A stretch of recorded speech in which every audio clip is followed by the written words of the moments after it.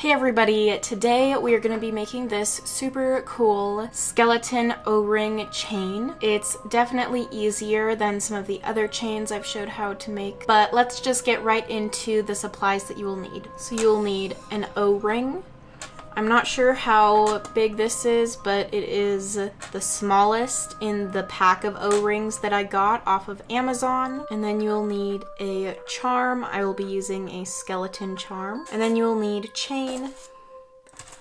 Just to make the video easier, I have already separated the chain into two different pieces. Each one is 8 inches long. And then you'll need a lobster clasp, jump rings, and pliers. These two jump rings are 4 millimeters each, and then these 3 are 6 millimeters each. So the first thing I'm going to be doing is attaching the charm to the O-ring.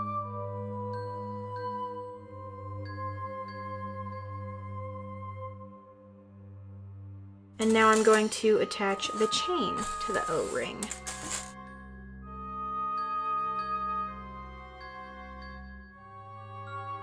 And then you're going to do the same thing on the other side.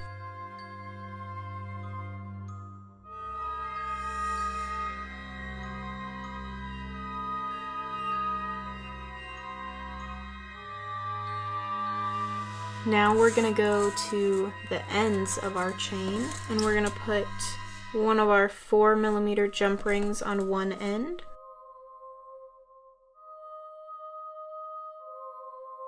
And then we're going to open up our second 4 millimeter jump ring. Put the chain in there, and then put the lobster clasp on there. And then close up that jump ring. And just like that, you are done with your chain. If you like things like this, make sure to subscribe for all of my similar upcoming videos. Make sure to like, comment, and subscribe. Thanks for watching.